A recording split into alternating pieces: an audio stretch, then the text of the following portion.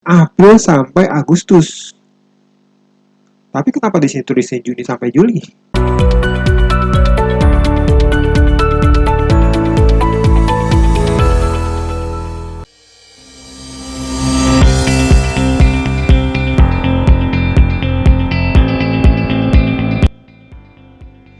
Oke, hari ini kita coba mau bahas tentang SM46. Kita cari dulu SM46 tahun 95. Saya buka peraturan di Hortex. SM46 ini mengatur tentang perlakuan bunga pinjaman, biaya bunga ya, yang terutang dalam hal wajib pajak menerima atau memperoleh penghasilan dari bunga deposito atau tabungan lain. Ada beberapa yang sengaja saya harus bahas SM46 karena ada beberapa kesalahan yang mungkin bisa dibilang signifikan juga. Kecuali teman-teman wajib pajak ngeh ya masalah ada kesalahan di isinya ya di SM46.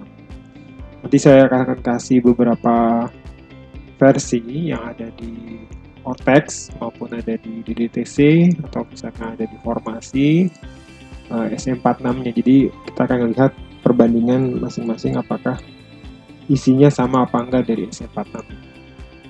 Tapi sebelumnya saya akan bahas dulu tentang apa itu SM46. Saya buka Excel dulu misalkan. SM46 itu terjadi atau biasanya kita akan mengacu ke SM46 atas koreksi fiskal ketika kita punya neraca, kemudian salah satu komponen di aset kita ada deposito, misalkan ya, saya akan sebutkan angkanya, kemudian kita ada pinjaman, kemudian ada ekses juga angkanya, kemudian selain itu kita ada laporan laba, salah satu komponen di other income atau expense, komponen paling bawah biasanya ya, expense itu adalah adanya interest expense, interest income ini dari bank biasanya. Dia ada interest expense.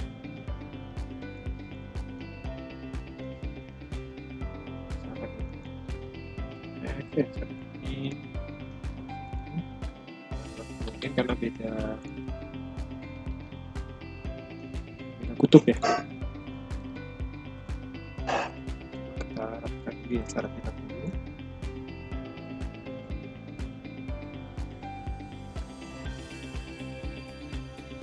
Nah, buat yang bunga bank ini terkait dengan deposito biasanya. Jadi kalau kita investasi di tabungan atau deposito, kita akan dapat pendapatan bunga.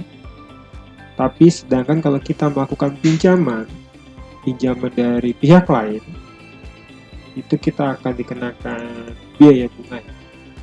Di beda kutub saya, maka saya warnakan satu warna kuning, yang satu warna hijau. Ini akan dilakukan koreksi fiskal negatif karena bersifat final. Berdasarkan PP 123 ya. Nah, SM46 terjadi ketika kejadiannya ini. Kita punya deposito dan kita melakukan pinjaman. Logikanya gini. Saya ambil logika dulu, logika berpikirnya. Biar teman-teman di sini paham kenapa muncul SM46. SM46 ketika terjadi misalkan ini ada, saya misalkan ini ada PT teks, ini dia melakukan pinjaman sama misalkan bank A ngasih pinjaman misalkan 10 miliar, kemudian PTX ini melakukan deposito ke bank misalkan bank X ya. Ini melakukan investasi berupa misalkan dapat Logikanya dari 10 ini didepositokan sebesar 8, berarti ada sisa 2M yang tidak dideposito ya. Tidak dideposito. Dari 10M ini muncul biaya bunga pinjam. Kan nanti kan bank akan melakukan, ya kan ada agreement dulu biasanya, kemudian diketahui berapa besarnya interest rate-nya, kemudian mungkin akan adjustment terus tiap bulan, jadi akan dihitung berapa outstanding-nya, kemudian dihitung bunganya. Sedangkan deposito ini akan muncul interest income, kebalikannya. Ini kita biasanya taunya default aja ya, maksudnya dari pendapatan bunga depositonya berapa, itu yang kemudian kita tahu. Nah, perlakuannya gini. Ini final. Teman-teman perlu tahu final. Dan ada relevansinya di PP 94 tahun 2010 menyebutkan bahwa atas penghasilan final ini biayanya tidak dapat dibebankan. Artinya, biaya bunga pinjaman yang ini, misalkan bunga pinjaman anggaplah 1M.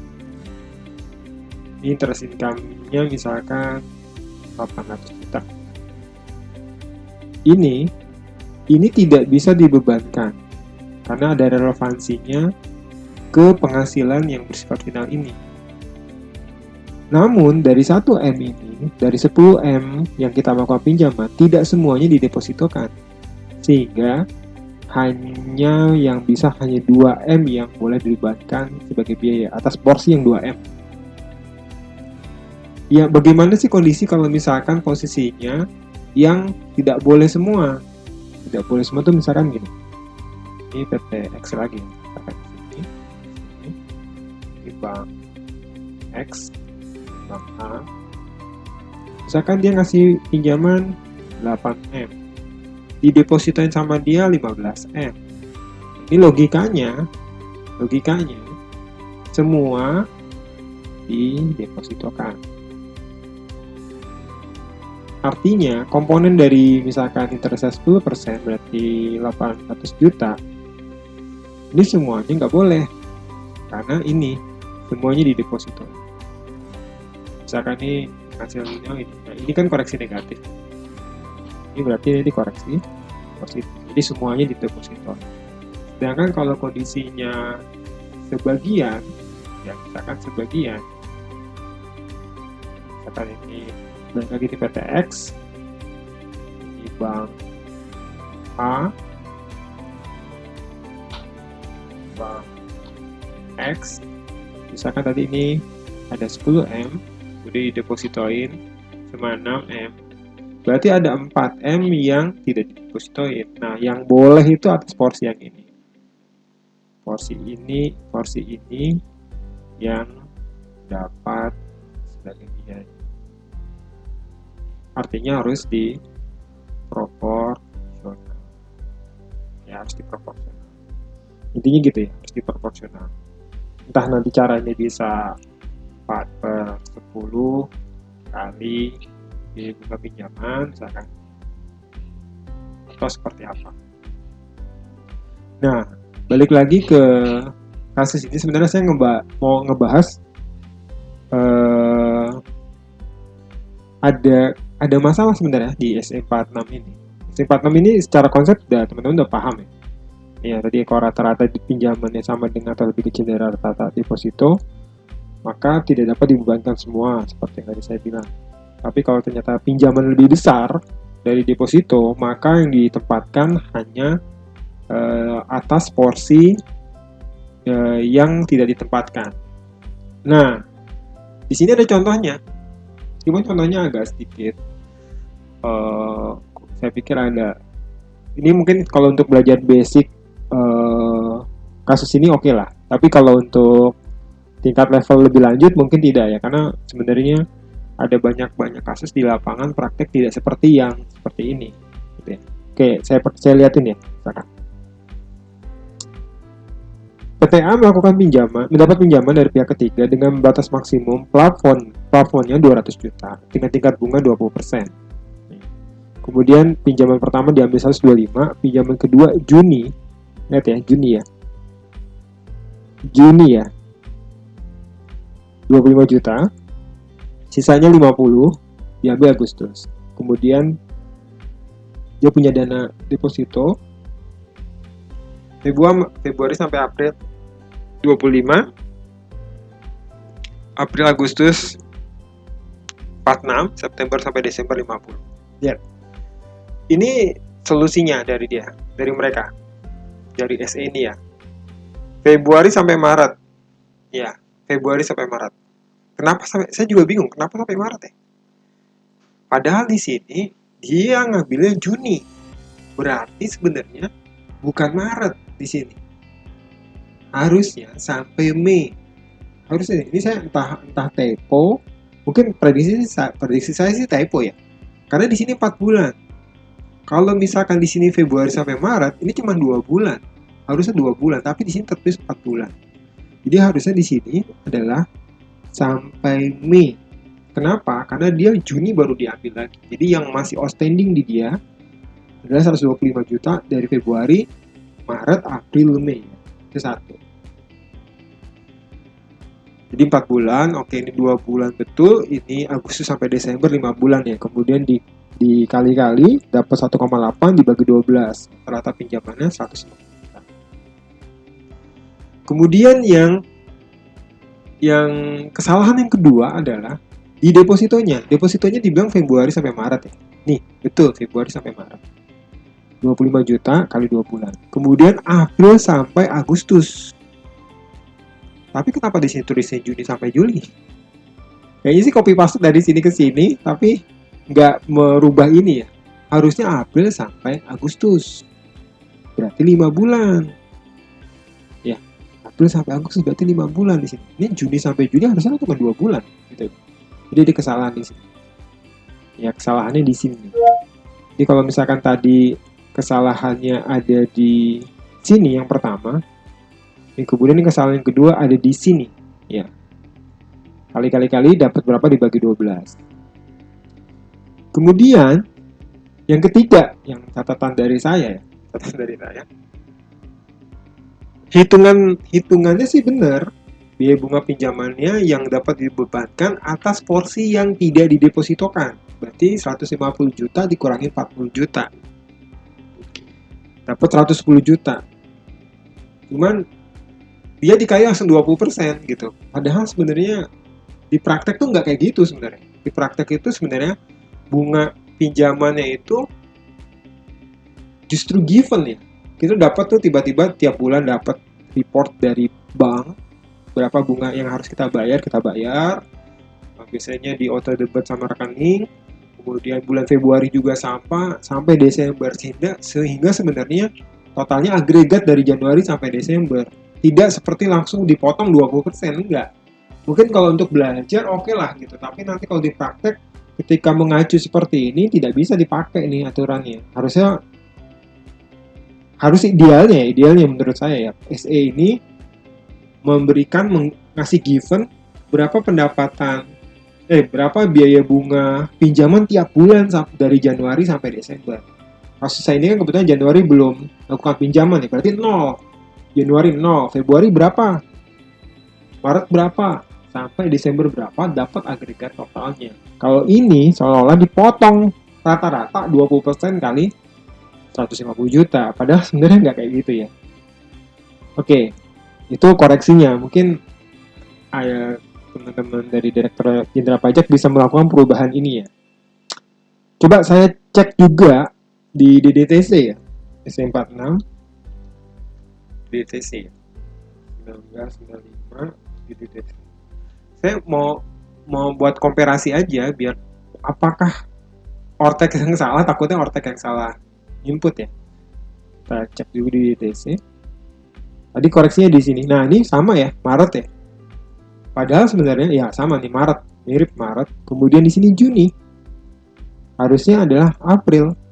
Ya. Ya, bener gak? Ada ternyata 2 sumber aja salah. Kemudian saya sudah sempat download di ini dari ini ya, dari formasi ya. Ini juga sama nih, lihat nih. Maret kan? Maret. Kemudian yang di bawah, nah ini kayak, nah ini dia udah direvisi kayaknya sepertinya nih. Ini April sampai Agustus nih, udah direvisi nih. Tapi yang satu ini ketahuan ini ada yang salah ya. Jadi mungkin DJP harus lihat lagi. Saya coba di DJP ya, mungkin DJP ada yang, tapi pernah kelihatan sih kalau DJP punya peraturan SE46 gitu ya, yang bisa di download ya. Cuman kalau ngeliat dari dua ini aja udah terjadi sumber kesalahan, mungkin teman-teman DJP bisa mereview ulang kesalahan di bagian sini ya. Harusnya April, kemudian di sini harusnya adalah ini harusnya Mei, ini harusnya bulan April ya.